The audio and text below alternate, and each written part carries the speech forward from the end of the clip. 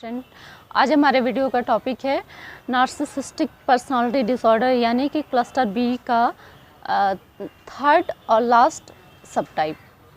इसमें व्यक्ति जो पेशेंट होता है वो अपने आप को सुपीरियर समझता है, बेस्ट समझता है, साथ में दूसरों को कमतर रखता है। भले ही वो बेस्ट हो ना हो, श्रेष्ठता की भावना रखना अच्छी बात होती है, लेकिन ऐसे पेशेंट खुद को श्रेष्ठ नहीं बल्कि सर्वश्रेष्ठ समझते हैं, सर्वोच्च समझते हैं, सुपीरियर, बेस्ट। भले ही वो हो ना हो इससे मतलब नहीं है, सिर्फ उसमें इस तरह की भावना होती है। और साथ में दूसरों को नीचा समझते हैं, तुच्छ समझते हैं, अपने से कमतर समझते हैं। और इनकी बातचीत करने की शैली जो होती है वो एक घमंड से भरा हुआ, अति आत्माभिमान से भरा हुआ और दूसरों के प्रति घृणा और दिखावा करने वाला एक तरह का व्यवहार होता है इनका। दूसरों को नीचा समझना, दूसरों से नफ़रत करना, दूसरों की भावनाएं नहीं समझते हैं ये लोग, और न ही अपनी भावनाएं दूसरों के सामने व्यक्त कर पाते हैं। ये लोग किसी भी तरह का रिश्ता ठीक से नहीं निभा पाते हैं। एक तरह से जैसे कोई नशे की हालत में होता है, कोई नशीला पदार्थ पी के, चाहे वो अल्कोहल हो, ड्रग्स हो, जब उसकी जो कंडीशन होती है वही कंडीशन नार्सिसिस्टिक पर्सनालिटी डिसऑर्डर के पेशेंट में अपने आप को लेके रहती है। उसका घमंड ही उसको एक नशे की हालत में डालने जैसा होता है। वो अपने घमंड के नशे में रहता है कि मैं सर्वोच्च हूँ, सर्वश्रेष्ठ हूँ, मेरे सामने कोई बड़ा नहीं है, जो हूँ मैं ही हूँ। और दूसरे को अपने से नीचा समझेगा। अगर कोई ऊंचा से ऊंचा व्यक्ति भी आ जाए उसके सामने, किसी भी नज़रिए से वो ऊंचा हो, किसी भी क्षेत्र में ऊंचा हो, लेकिन वो उसको नीचा ही समझेगा, अपने आप को सर्वश्रेष्ठ समझेगा। इस तरह की विकृत मानसिकता होती है ऐसे लोगों में। अति आत्माभिमान की भावना होती है और इस मद में ही चूर होते हैं, इस नशे में चूर होते हैं। और ये अपनी प्रशंसा सुनना चाहते हैं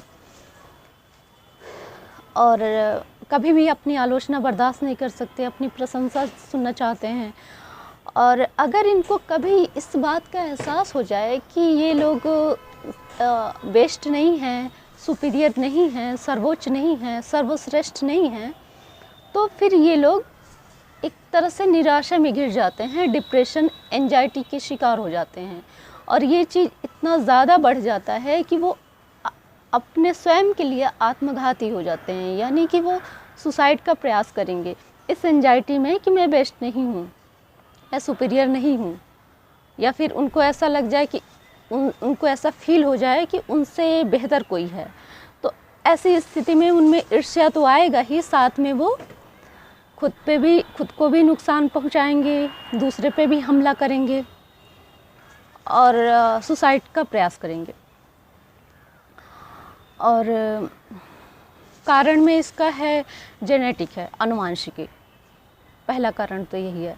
दूसरा कारण एनवायरमेंटल।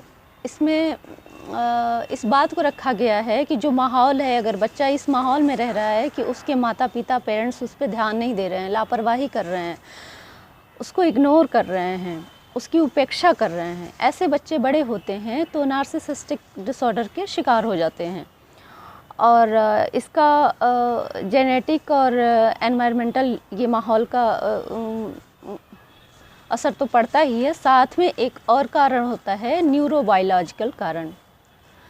तो ये सारे कॉज होते हैं।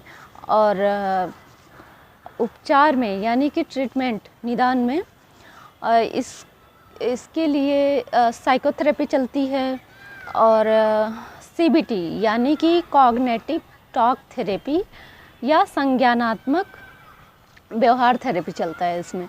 और साथ में दवाएं चलती हैं, एंटी डिप्रेशन दवाएं चलती हैं, एंटी साइकोसिस दवाएं चलती हैं। तो आज हमारा क्लस्टर बी का लास्ट एंड थर्ड सब टाइप कंप्लीट हुआ। अब अगला नेक्स्ट वीडियो रहेगा हमारा क्लस्टर सी का फर्स्ट टाइप।